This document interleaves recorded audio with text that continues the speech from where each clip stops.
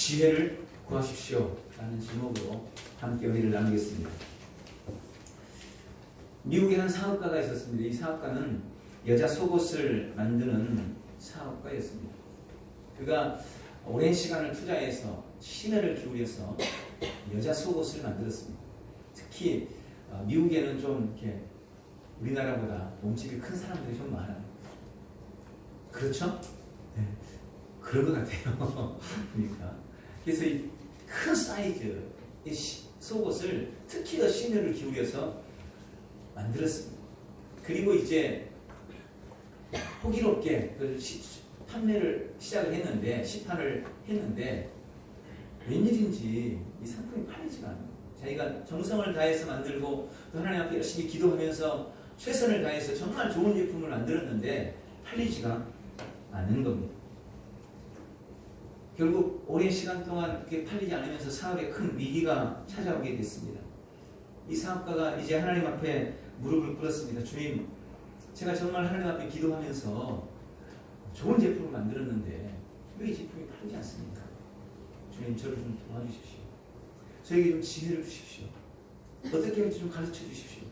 하면서 하나님 앞에 열심히 지혜를 구했습니다. 어느 날 하나님께서 그에게 기도하는 중에 번뜩이는 지혜를 딱 주신 겁니다. 야, 네 속옷 그게 지금 제품에 문제가 있는 게 아니라 사이즈에 이런 게 문제다. 이런 생각을, 이런 지혜를 주신 거예요. 그래서 가만 봤더니 보통 사이즈가 있잖아요. 뭐 스몰, 미디엄, 그다음에 빅, 뭐 라지 뭐 이렇게 있잖아요. 근데 이제 이건 라지보다 훨씬 큰 사이즈거든요. 그래서 거기다가 택에다가 빅 사이즈를 딱 써놓은 거예요. 빅 사이즈라고. 그걸 사람들이 싫어하는 겁니다. 그럼 어떻게 하면 좋을까요? 기도를 했더니 하나님께서 지혜를 주셨어요. 그래서 제품을 회수를 해서 빅 사이즈라는 택을 떼내고 거기다가 여왕 사이즈라는 퀸 사이즈라는 택을 다시 달았습니다. 그리고 출시를 했는데 그야말로 기가 막히게 팔려나가는 거예요. 그래서 모든 사업이 회복되고 큰 부를 이루게 됐다는 그런 이야기입니다. 유대인들은 자기들이 가지고 있는 민족의 교육 이념을 고기 잡는 비유를 통해서 후손들에게 전수합니다. 우리가 잘 아는 대로 탈무드에 있는 유명한 얘기죠. 고기를 잡아주면 하루를 살 수 있지만 고기 잡는 방법을 알려주면 평생을 살 수 있다. 이게 탈무드에 있는 유명한 말이거든요. 이게 유대인들의 어떤 교육 이념이라고 합니다. 그리고 이것을 지식과 지혜로 비교합니다. 고기를 잡아주는 것을 지식을 전하는 것이라면 고기 잡는 방법을 알려주는 것을 지혜를 전하는 것이라고 비유하는 것입니다. 여러분, 마스터키라는 말 들어보셨죠? 호텔 같은 곳에 가면 지배인들이 들고 다니는 키, 이건 참 대단한 키죠. 어느 방이든 다 열 수 있어요. 예, 일명 마스터키입니다. 우리 삶에도 주님이 주시는 마스터키가 있다는 걸 알고 계십니다. 저는 이게 두 가지라고 생각합니다. 두 개나 주님이 주셨어요. 첫 번째는 기도입니다. 기도가 우리에게 마스터키가 됩니다.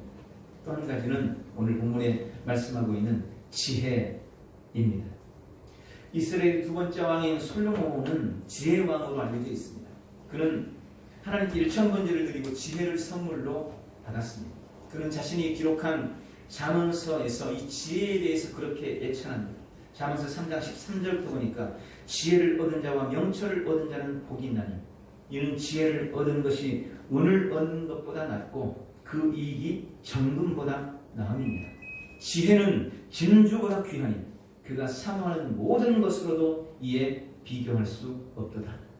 지혜는 그 얻은 자에게 생명나무라. 지혜를 가진 자는 복되도다. 지혜에 대해서 예찬합니다. 여러분, 아무리 크고 든든한 자물쇠라도 열쇠만 있으면 얼마든지 언제든지 열 수 있는 것처럼 우리 인생에 잠겨있는 인생의 문도 지혜라는 마스터키를 통해서 얼마든지 열 수 있습니다. 특별히 인생에 닥쳐오는 어떤 시련도 하나님이 주시는 지혜만 있다면 얼마든지 극복하고 이겨낼 수 있는 것입니다. 오늘 야고보서의 말씀을 통해 하나님의 약속을 깨닫고 누려나가는 복되고 귀한 성도들이 되시기를 주님의 이름으로 축원합니다. 오늘 본문 야고보서 1장 5절부터 8절의 말씀을 통해 주님이 인생의 시련을 이기도록 지혜를 주시겠다고 약속하고 계십니다. 오늘 야고보서를 기록한 이 야고보는 예수님의 제자 야고보가 아니고 예수님의 친동생인 야고보입니다. 그는 예수님이 살아생전에 예수님을 믿지 않았어요. 따르지 않았어요. 그런데 부활하신 예수님 만난 이후에 예수님을 따르게 되었습니다. 그래서 오늘 본문에 보니까 1절에 자기 자신을 그렇게 소개합니다. 하나님과 주 예수 그리스도의 종이라고 소개하고 바로 본론으로 들어가서 그가 가장 먼저 꺼낸 말씀이 뭐냐? 인생이 당하는 고난과 시험에 관한 말씀입니다. 요약해서 말하면 세 가지로 말씀을 드릴 수 있습니다. 먼저 야고보는 우리 인생에는 시련이 있다고 말합니다. 그러나 이것은 단지 야고보만의 이야기는 아닙니다. 구약에서도 다윗이나 많은 선지자들도 인생은 고난을 위해서 났다라고 말씀하고 있습니다. 두 번째로 야고보는 그 시련을 이기고 극복하면 그것이 큰 유익이 된다라고 말씀하고 있습니다. 이 역시 구약 성경에서도 동일하게 말씀하고 있죠. 시편을 통해 특별히 다윗이 그렇게 말합니다. 고난당하는 것이 내게 유익하다. 하나님이 고난을 허용하시는 이유는 그것이 결국 우리에게 유익이 되기 때문이라는 사실을 우리가 깨달아야 합니다. 고난을 주신 이유는 결국 우리에게 유익을 주기 위함이다. 그리고 오늘 보면 세 번째로 야고보는 그 시련과 시험을 이기는 비결이 뭐냐? 바로 지혜다라고 말씀하고 있습니다.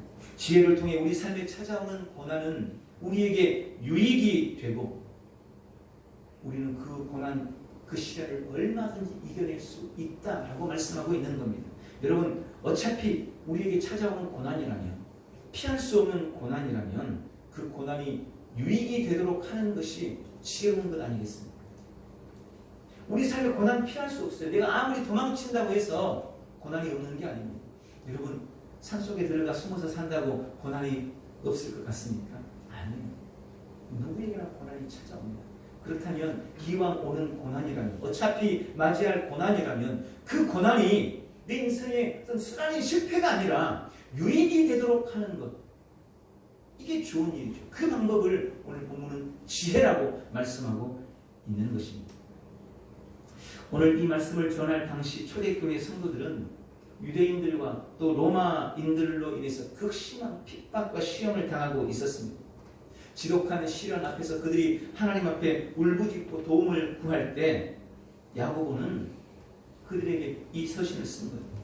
너희들이 지금 당하고 있는 그 모든 시련과 고난과 아픔을 이길 수 있는 비결은 지혜고, 그 지혜를 통해서 너희가 지금 당하고 있는 시련과 고난은 오히려 유익이 될 것이다 라고 말씀하고 있는 것입니다. 여러분, 잠언서의 말씀처럼 우리 삶의 최고의 보배는 지혜입니다. 지혜는 금보다 귀하고 진주보다 귀합니다. 부나 권력이나 명예보다 귀한 것이 지혜입니다. 지혜는 우리에게 생명나무가 된다고 말씀합니다. 바로 그 지혜, 다윗이 구했고 솔로몬이 구했고 수많은 믿음의 사람들이 구했던 그 지혜를 오늘 주님이 우리에게도 주시겠다고 약속하고 계십니다. 흔히 사람들은 다른 사람보다 좀 머리가 좋거나 혹은 좀 말을 좀 잘하거나 말 잘하는 사람들 부럽죠. 또 더 많이 배웠거나 아니면 책을 많이 읽으면 자신이 더 지혜롭다고 생각합니다. 여러분, 그러나 분명히 아십시오. 지혜의 길은요, 책에 있는 것이 아닙니다. 물론 타고나는 것도 아닙니다. 열심히 배운다고 해서 지혜를 얻은 것이 아닙니다. 지혜는 센스나 혹은 머리가 좋은 정도의 것이 결코 아닙니다. 지혜는 세상을 이기고 연약한 나를 넘어서는 힘입니다. 세상을 정복하고 사탄을 깨뜨릴 능력이 됩니다. 시련과 고난을 이기는 비결이 지혜라고 성경은 말씀합니다. 이 지혜를 얻으면 세상과 신앙의 이치를 깨닫게 되고 인생에 찾아온 문제의 원인과 해답을 알게 됩니다. 그리고 어떤 시련이나 고난이라도 그것이 결국 유익이 되게 만들어 나갑니다. 그것이 지혜의 힘인 것입니다. 이 지혜를 얻으시기를 주님의 이름으로 축원합니다. 지혜가 뭘까요? 성경은 지혜의 근본을 하나님을 경외하는 것이라고 하십니다. 잠언서 9장 10절에 보니까 여호와를 경외하는 것이 지혜의 근본이요 거룩한 자를 아는 것이 명철입니다. 지혜도 명철도 하나님을 경외하고 그를 아는 것이 근본이며 기본인 것입니다. 여러분, 근본이 되지 않으면 그 위에 쌓으려는 어떤 것도 무용지물일 수 있습니다. 반석 위에 집을 세우지 못하면 결국 허물어지고 마는 겁니다. 지혜를 세우는 반석, 기본, 기초가 뭐냐? 그것이 하나님을 경외하는 것이고 거룩한 자를 아는 것이라고 성경은 말합니다. 그런데 많은 사람들이 하나님 없이 지혜를 얻으려고 합니다. 그런 말씀을 세상적인 꽤나 지식은 노력을 통해서 얻을 수 있습니다. 그러나 참 지혜는 오직 하나님을 경외하는 믿음 안에서만 얻는다는 것을 결코 잊어서는 안 됩니다. 지금 주님은 우리에게 이 지혜를 약속하고 계십니다. 오늘 주님이 주시마 약속하신 이 지혜를 통해 우리 인생에 찾아오는 고난을 이기고 그 시련이 오히려 유익이 되어주는 놀라운 역사, 이 놀라운 약속을 삶에 누리는 복된 성도들이 되시기를 주님의 이름으로 축원합니다. 그럼 이 지혜를 얻기 위해서 의심하여 두 마음을 품지 마십시오. 자, 그럼 지혜를 얻는 구체적인 방법은 뭘까요? 오늘 본문은 그것을 기도라고 말씀합니다. 성도에게 있어서 기도는 너무나 중요합니다. 그래서 예수님이 특히 이 기도에 대해서 아주 구체적으로 가르쳐 주셨습니다. 사복음서에 보면 예수님이 기도에 대해서 끊임없이 가르쳐요.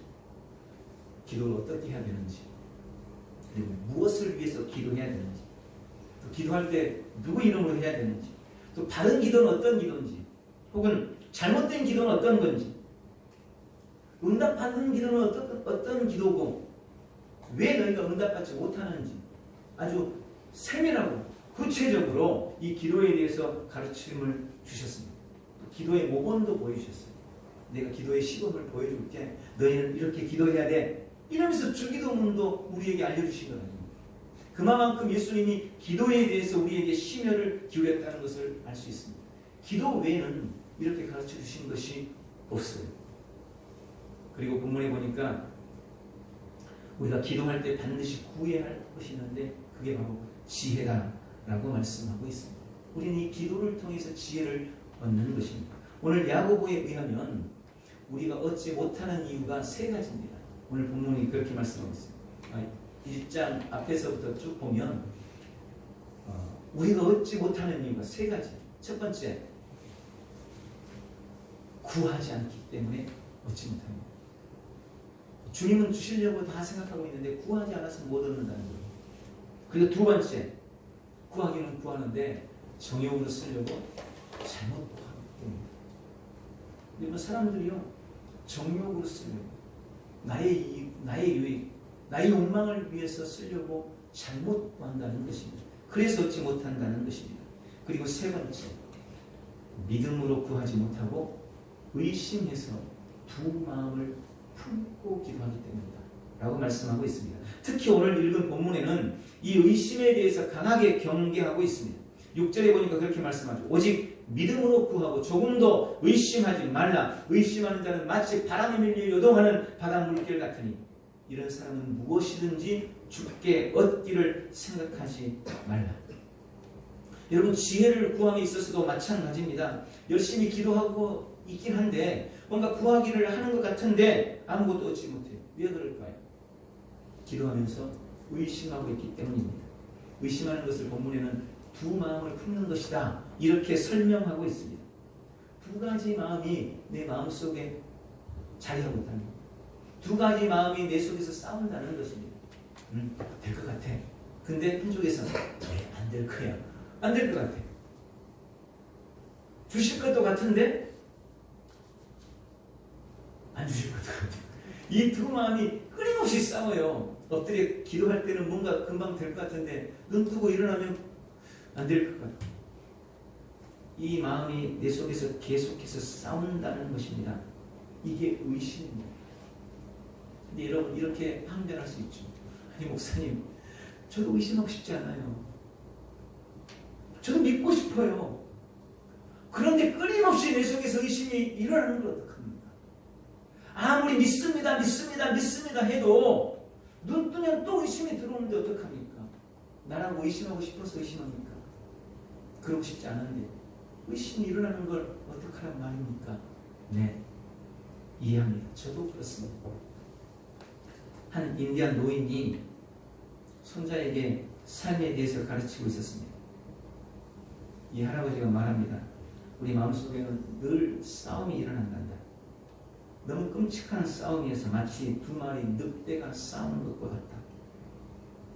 한 마리 늑대는 악마 같은 놈인데 그 안에는 분노와 질투와 슬픔과 후회, 탐욕, 교만, 분개, 자기연민, 죄의식, 열등감, 거짓, 허영, 위선, 의심 등 온갖 거짓, 자아를 나타낸다. 또 한 마리 늑대는 선한 놈인데 이놈은 기쁨과 평화, 사랑, 희망, 친절, 선, 믿음, 고요함, 겸손함, 동정심, 관대함, 진실, 연민, 신뢰를 말한다. 이 같은 싸움이 지금 네 마음속에서도 일어나고 있고 모든 사람들 마음속에서도 일어나고 있단다. 그 말을 듣는 손자가 한참을 생각하다가 할아버지에게 다시 묻습니다. 할아버지, 그럼 어떤 늑대가 이겨요? 어떤 늑대가 이겨요? 그때 할아버지가 대답했습니다. 그거야 네가 먹이를 많이 주는 놈이 이기지. 여러분, 이것이 좀 도움이 되기를 바랍니다. 지금 여러분은 어떤 마음에다가 자꾸 물 주고 어떤 마음에다가 밥 주고 있습니까? 먹을 것을 주고 있습니까? 우리 주변에 들고양이들 많이 볼 수 있어요. 주변에 나온 들고양이, 길고양이들, 들고양이, 길고양이들이 많이 있죠. 그런데요, 가만 가서 보십시오. 길고양이들이 항상 있는 집 앞에만 있어요. 왜 그럴까요?